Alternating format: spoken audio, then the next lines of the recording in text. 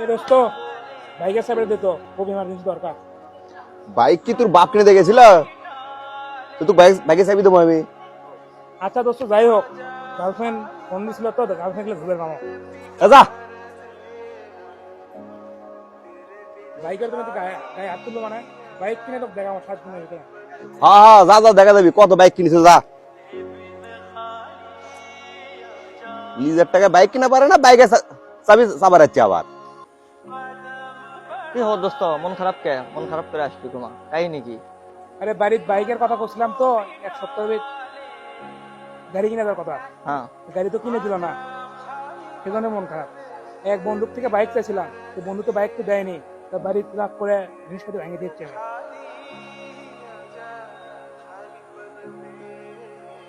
বাড়ির জিনিসপত্র ভাঙছু মানে তুই কি করছিস তুই? আরে পাগলা, তোর বাবা মা কত কষ্ট করে সংসার চালায়, তুই কি সেই খোঁজ খবর রাখিস? তুই কার কি বন্ধুর কথা শুনে তুই বাবা মার সঙ্গে খারাপ ব্যবহার করছু, বাড়ির জিনিসপত্র ভাঙচুর করছু, এটা কি ধরনের ব্যবহার?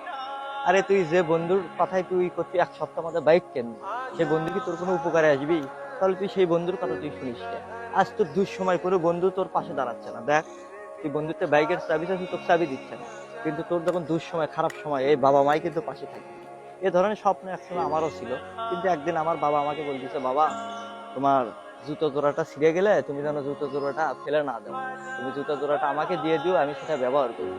সেদিন তো আমি অবাক হয়ে গেছি। সেদিন থেকে আমার বাবা মার থেকে আমি কোনো কিছু আর আবদার করি না, কোনো কিছু চাই না, আমি যা করে নিজে রোজগার করে নিজে ইনকাম করে খাই।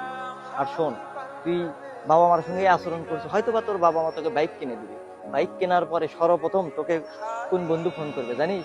যে বন্ধুর থেকে তুই বাইক চাচ্ছিল, তোকে আজকে গলা ঘাট ধাক্কাতে ধর বের করে দিয়েছে, তোকে বাইকের চাবি দেয়নি, তোকে অপমান করছে, সেই বন্ধু তোকে সর্বপ্রথম ফোন দিবে। ফোন দিয়ে বলবে, দোস্ত বাইক কিনছো, আয় একসঙ্গে ঘোরাফেরা করে এখানে যাই ওখানে যাই।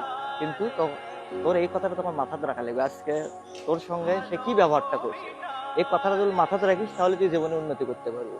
যে বন্ধুরা বিপদে পাশে থাকে না, যে বন্ধুরা তোর দুঃসময়ে তোর পাশে ছায়ার মতো দাঁড়ায় না, সেই বন্ধুদের সঙ্গে কখনো সম্পর্ক রাখবি না, তাহলে জীবনে উন্নতি করতে পারবো। জিনিসটা বুঝতে পারছো?